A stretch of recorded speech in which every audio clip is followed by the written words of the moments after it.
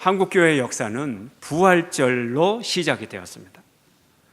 130년 전 부활절에 언더두와 아펜젤러 목사 두 목사가 부활의 증인으로 이 나라에 도착을 했습니다. 인천항에 내렸어요.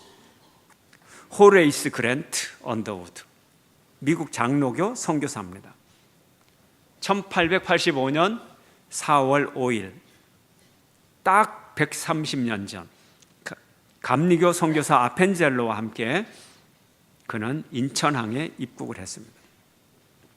처음에는 조선 정부가 선교를 허락하지 않았기 때문에 병원인 제중원에서 물리와 화학을 가르치는 교사가 되었습니다. 곧이어 조선어 문법책을 영어책으로 집필하고 성경을 번역하고 출판하고 입국한 지 2년이 채 안 되어서 아펜젤러와 함께 공동으로 마가복음서를 한국어로 번역을 했습니다. 현 세문안교회 전신인 정동교회를 1887년도에 세웠습니다. 뛰어난 설교가 또 우리의 사회적 책임을 강조했고 독립운동을 지지했어요. 함께 입국한 헨리 게르하르트 아펜셀러, 그는 감리교 목사였어요. 정동제일교회를 설립했고 고종 황제가 직접 이름을 지은 배제학당이라는 학교를 설립을 했습니다. 이 두 사람은 부활의 증인으로 조선에 입국하고 부활의 소식을 전했습니다. 기독교는 부활의 종교입니다. 우리 죄를 위해 십자가에서 피 흘리시고 죽으신 예수님께서 사망 권세를 깨뜨리고 3일 만에 부활하셨습니다. 죄와 형벌과 죽임을 이기신 승리의 역사인 것입니다. 하나님께서 예수를 구주로 믿는 모든 사람에게도 똑같이 죄사함과 영원한 생명을 주셨습니다. 이제 예수를 구주로 믿는 사람은 이 능력에 동참할 수가 있습니다.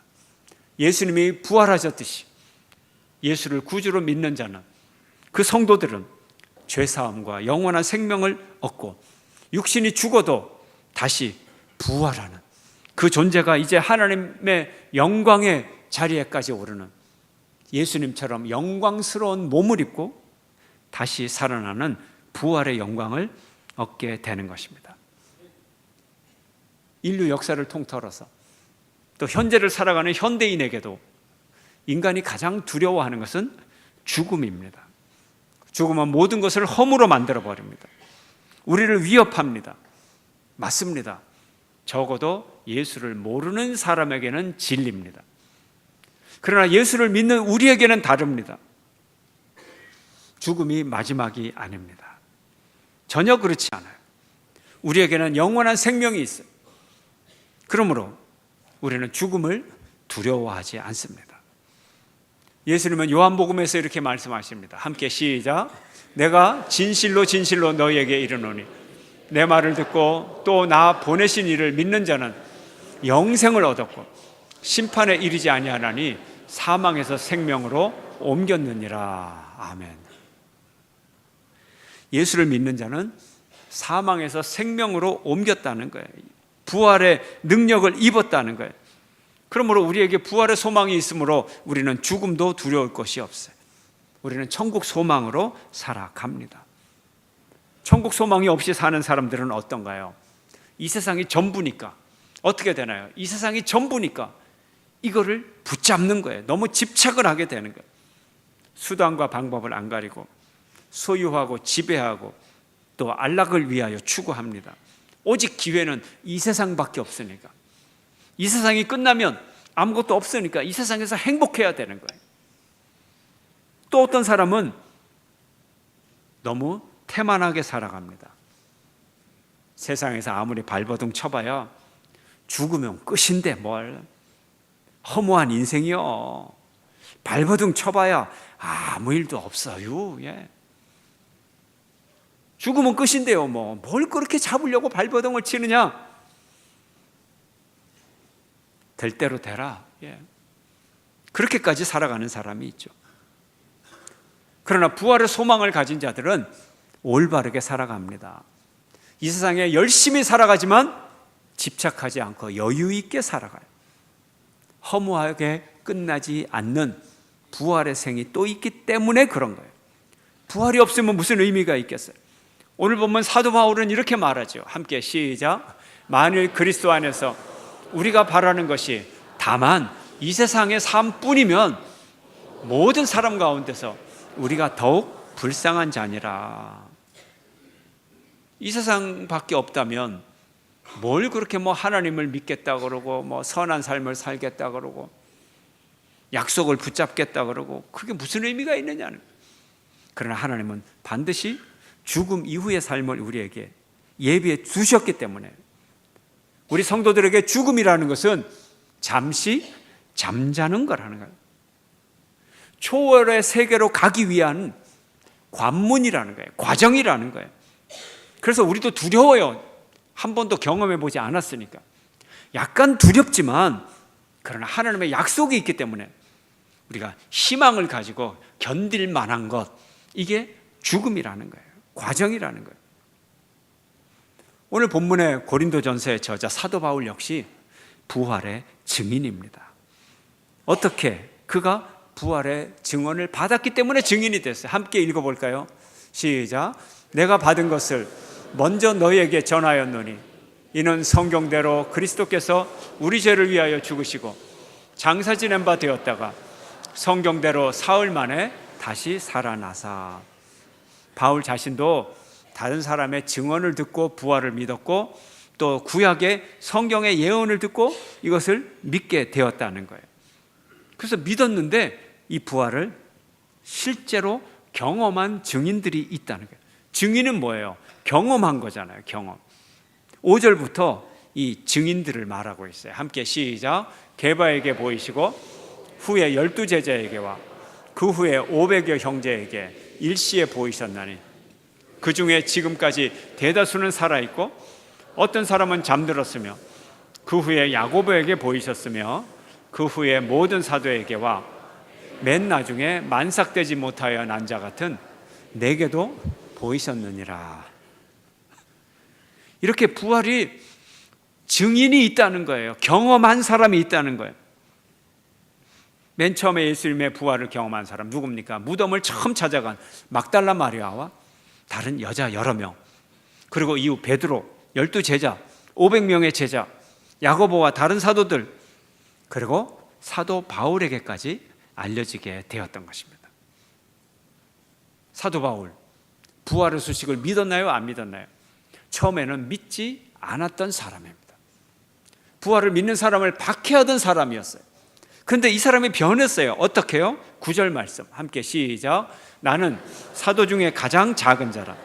나는 하나님의 교회를 박해하였으므로 사도라 칭함 받기를 감당하지 못할 자니라. 과거에 박해자였던 바울이 이제는 부활의 증인이 되었어요. 11절 말씀 함께 시작. 그러므로 나나 그들이나 이같이 전파하며 너희도 이같이 믿었느니라. 나, 자기 자신, 그들 이미 부활의 증인된 사람들, 그들이 이같이 뭐예요? 부활을 전파하며 너희도 믿게 되었다는 거예요. 우리가 이 부활의 증인들의 소식을 듣고 이제 2000년의 동안 이 소식이 우리에게까지 흘러와서 우리도 부활을 믿게 된 거죠. 이제 부활의 증언을 받은 사람은 이 증언을 믿고 자기가 또 증인이 되어서 다른 사람에게 증인의 역할을 하면서 살아가게 되는 것입니다.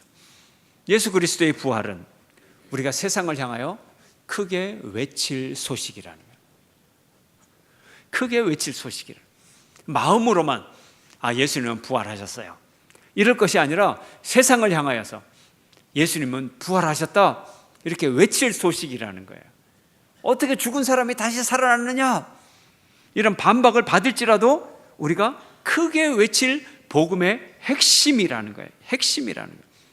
이거 없이는 아무것도 아니라는 거예요. 오늘 본문 다시 한번 읽어보죠. 고린도전서 15장 14절 함께 시작.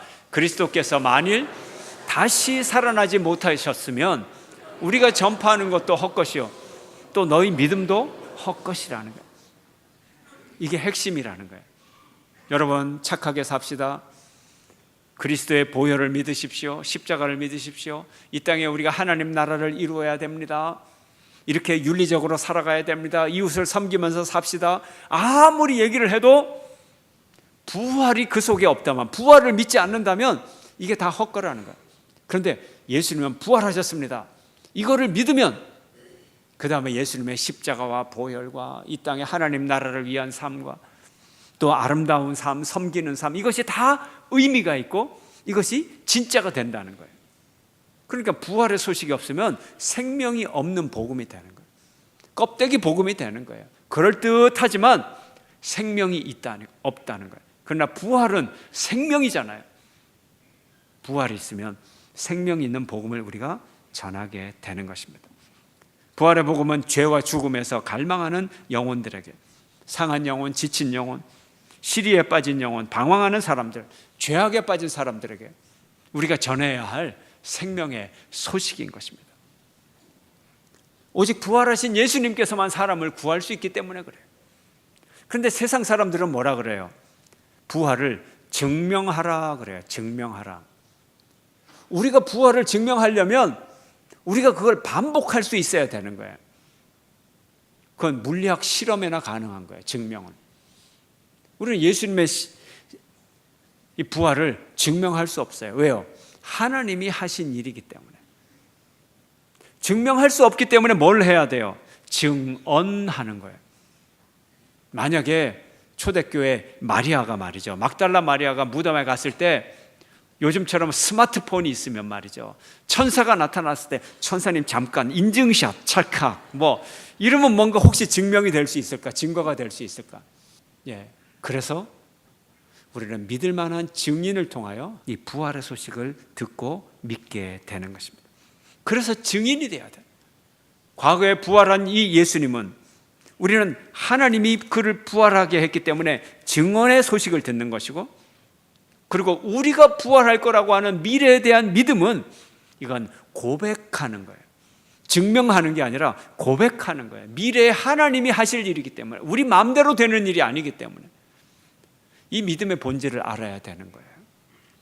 그래서 부활을 믿는 부활의 증인들은 삶이 달라요. 특별히 죽음에 임하는 자세가 완전히 다릅니다. 믿지 않는 사람들은 죽음을 거부해요. 부인해요. 부정해요. 그러다가 죽음을 당해요. 그러나 부활의 증인들은 죽음을 맞이합니다.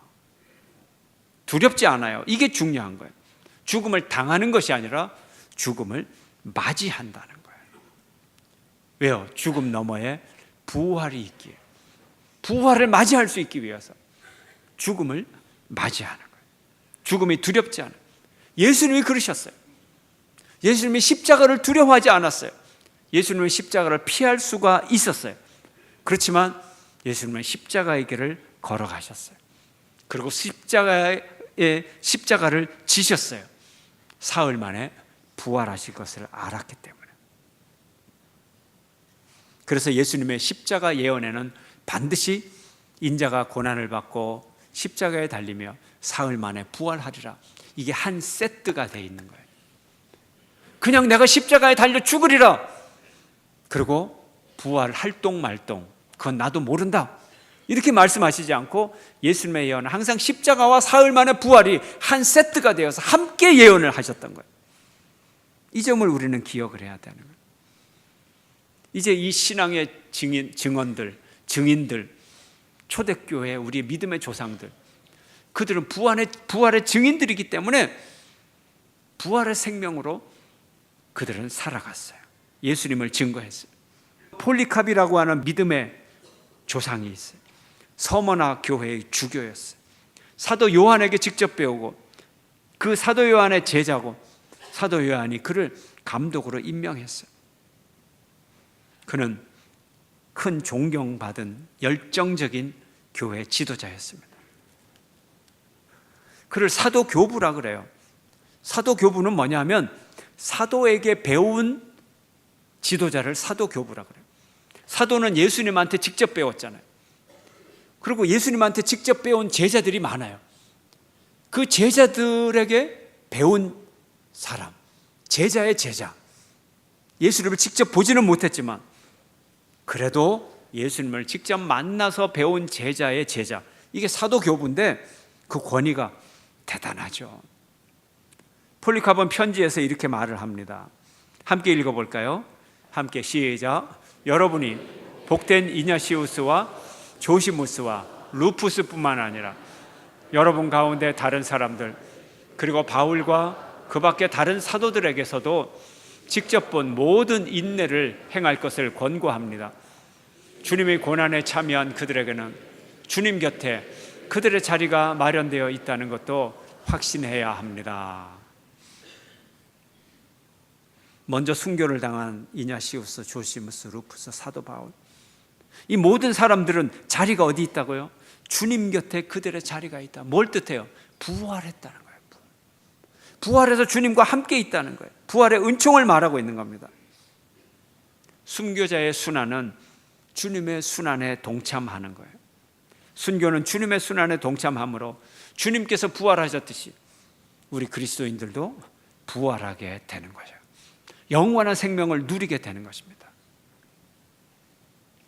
폴리캅이 순교하고 1년쯤 후에 폴리캅 순교록이라고 하는 책을 사람들이 썼어요.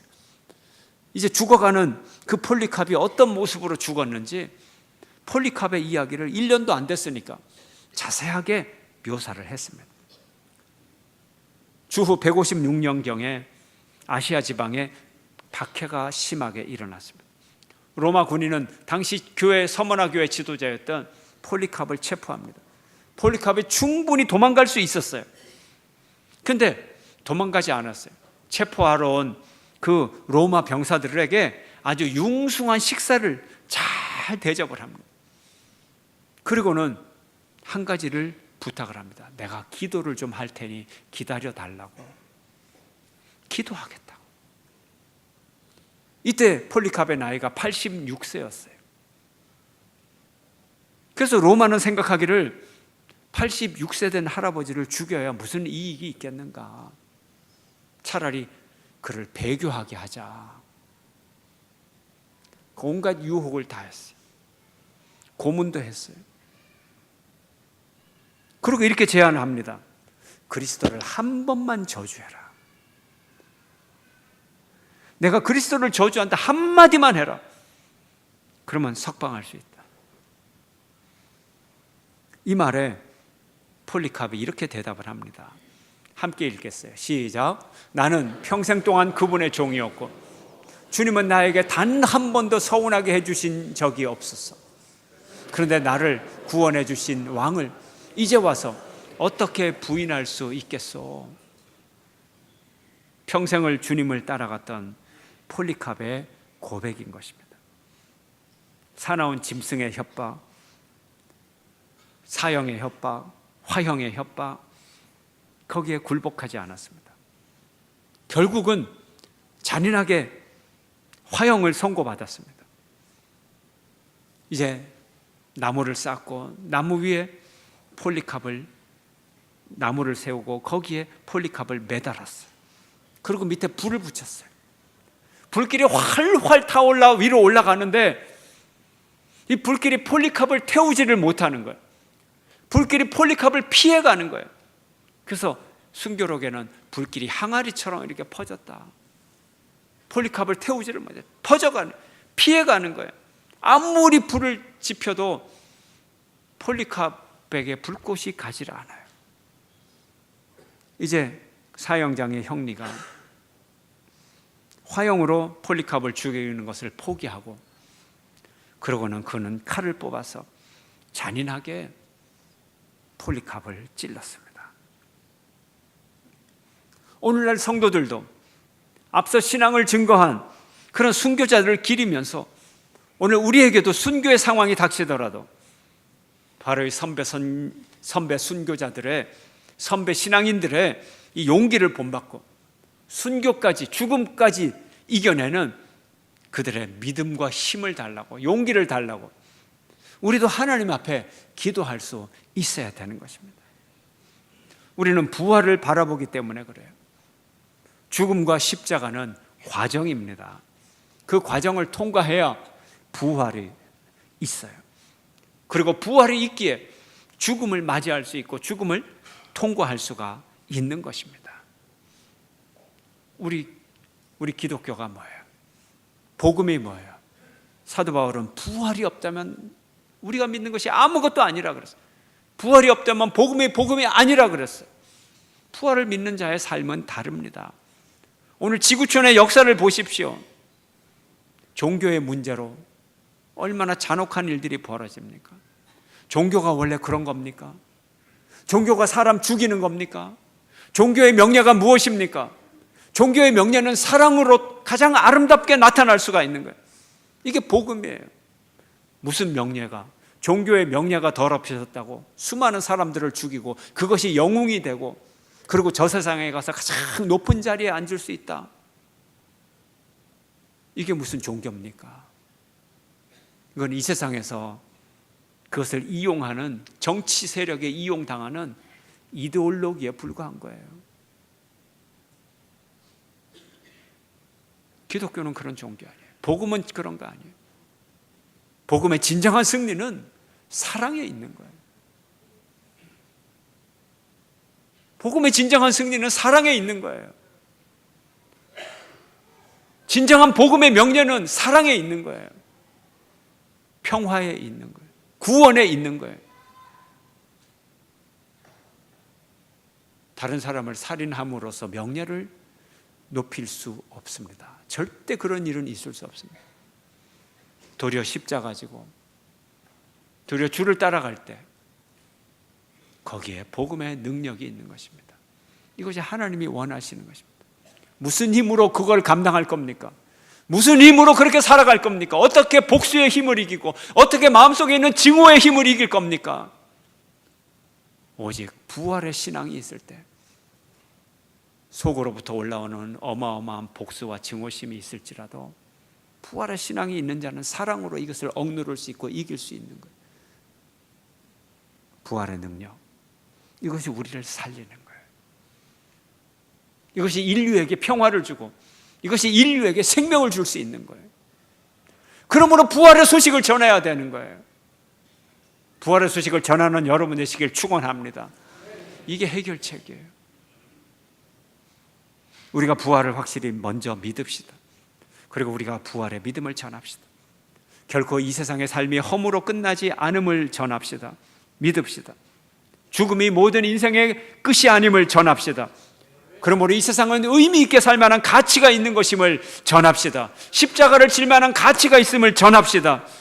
의미 있는 일에 고난을 받는 일이 아주 소중한 일임을 먼저 믿고 전합시다. 그리고 이 땅에서 하나님 나라를 위해 일하는 것, 애쓰는 것, 이것이 영원한 가치 있는 일임을 알립시다. 이 모든 것이 부활이 있기 때문에 그렇습니다. 부활은 우리의 최고의 은총인 것입니다. 아멘. 대한민국과 경북, 대한민국에 사는 모든 이들에게 바로 이 부활의 기쁨이 있기를 축원합니다.